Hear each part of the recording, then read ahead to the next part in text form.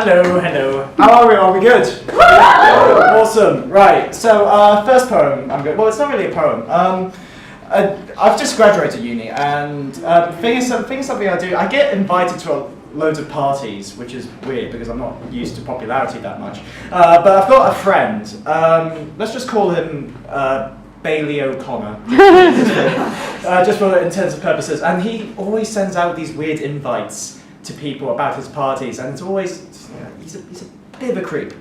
But I wrote down his latest invitation, and I just thought I'd just share it all with you, and just delightful in the creepfulness that is his invitation. So, dear sir or madam, you are cordially invited to a party I am hosting this evening.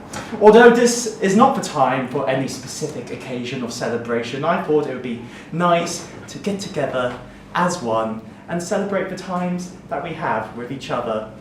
As always, the venue of this party is my pants. This venue, now I know this venue there was much protest about this venue last year. Not many people want to have a fiesta in my underwear. But there were many complaints as well, due to that the accommodation wasn't big enough, there was damp, and it was generally dark and claustrophobic.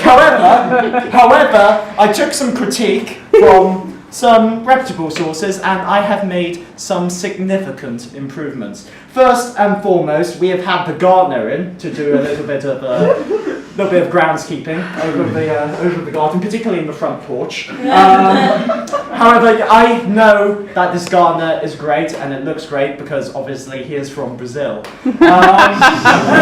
Obviously, there was the quite loud suggestion that my pants were way too hot to host a summer monthly party. However, it was noted that in particular there was the bad aspect of damp in the front porch. However, I have rectified that. I have taken several dead lynxes, most typically from Africa, and hot chocolate and all that, and I've just lined them up all on the front porch. And apparently the aroma is quite pungent. Despite not being too overcritical, it is in my humble opinion that I have tried to appease the vocal minority, talking about several things, and I've been trying to be accommodating. I really have. But people always talk about the size, that they can't have such a party in such a small area, and that it's cramped and generally underwhelming. Well, I say this to those people that are not pleased. I say I am not sorry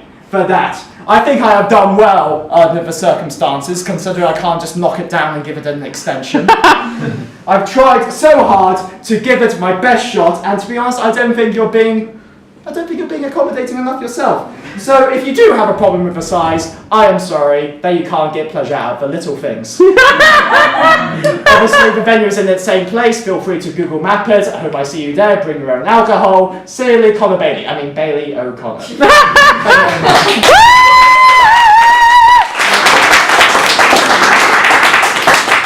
Now, this is, if I could be serious for a moment, I generally like doing kind of funny poetry, but the best thing with this is that you can mix it up a little bit.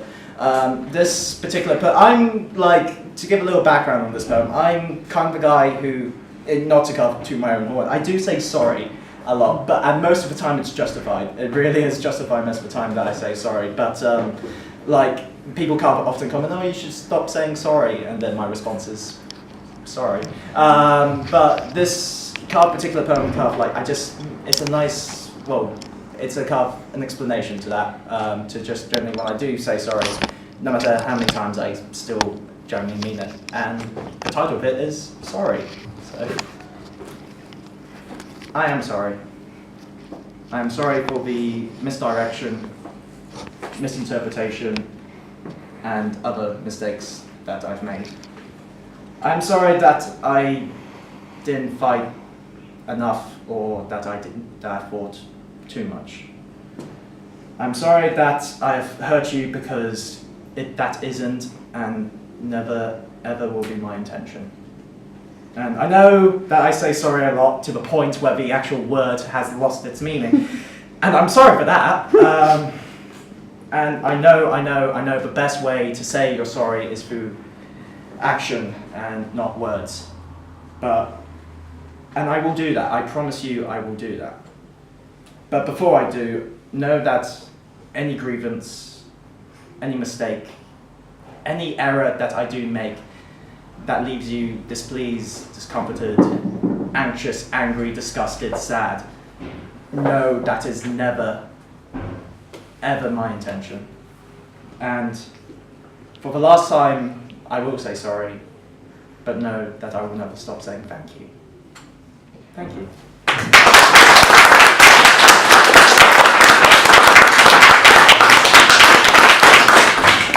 Right, who wants a slightly vulgar poem?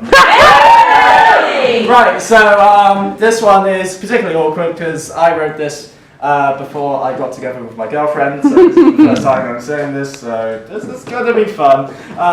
So I spent some time being an ice man out in Alaska, and they have things up in Alaska, which it's a very populated region, like penguins everywhere. And so this is a little poem about a special little someone in the Alaskan wilderness.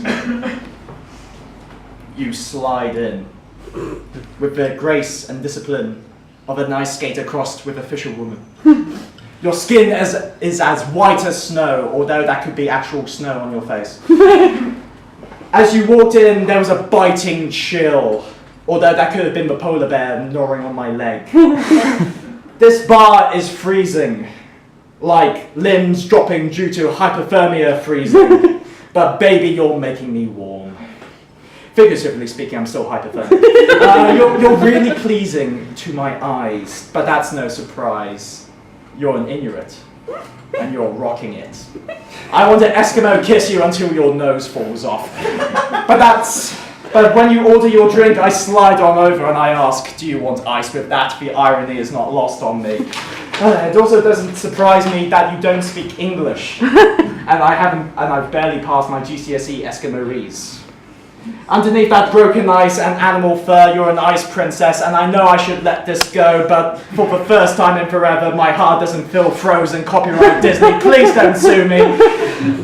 I love you, and all I want to do is talk, have a drink, and snuggle in your nice lady igloo. I'm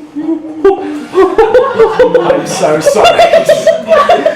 I love you, Eskimo lady. Thank you very much.